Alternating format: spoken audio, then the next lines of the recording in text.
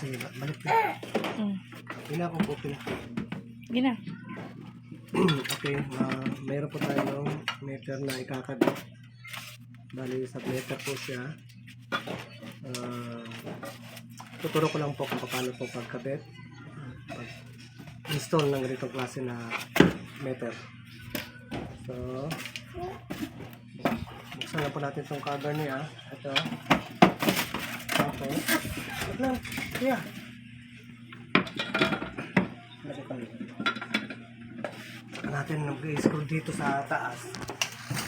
Meron na pong nakalagay dito na ang butas. Ito lang po. Sasabi, parang sasabi lang po. Yun. Sabit lang po tapos. Lagay ka ng dalawang metal screw.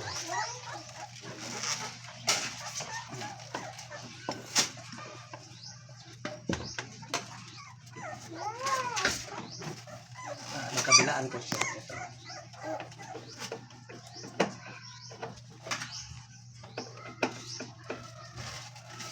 Yun lang po.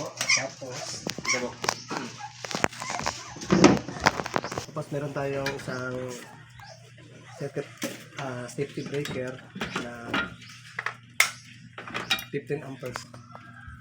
So, papato lang naman, 15 amperes pwede na po siya. So, buksan natin.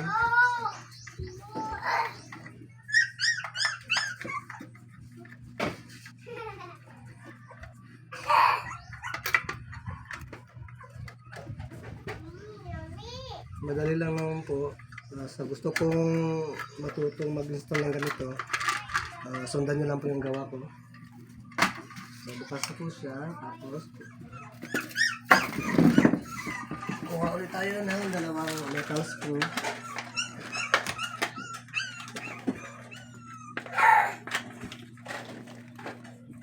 So, kabit natin dito sa tabi niya.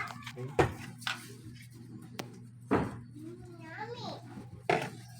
Ayan na po.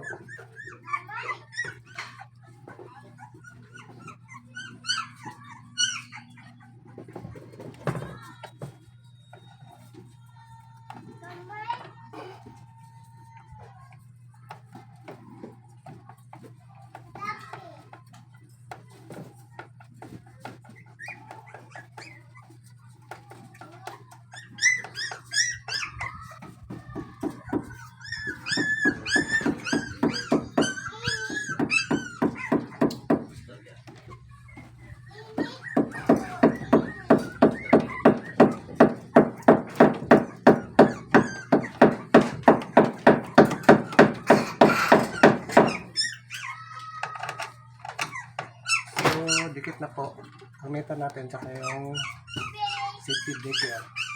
So, pakita ko lang. Okay, ito na po yung submeter natin. Tapos ito yung safety breaker natin. So, dadaan po dito yung line niya po. Yung supply niya, bali. Ito po yung supply niya. Tapos, ito po yung line niya, yung sa gilid, sa kaliwa. Itong sa kabila, neutral niya po. At ito na pong sa tabi niya, neutral pa rin po siya. At pinakagilid naman po sa tabi. Ito po yung line naman. Line ng output. Ito po yung sa kabila, line ng input. So, papasok yung dalawang wire dito, labas dito, at diretso siya dito sa safety breaker natin. So, pagpasok niya sa safety breaker natin, lalabas naman po yung load sign natin papunta sa kwarto. Doon po natin lalagay kakabit natin sa junction box niya. Okay? Yun lang po at sana po makatulong ng konti. Thank you. Okay. Ito na po yung finish natin na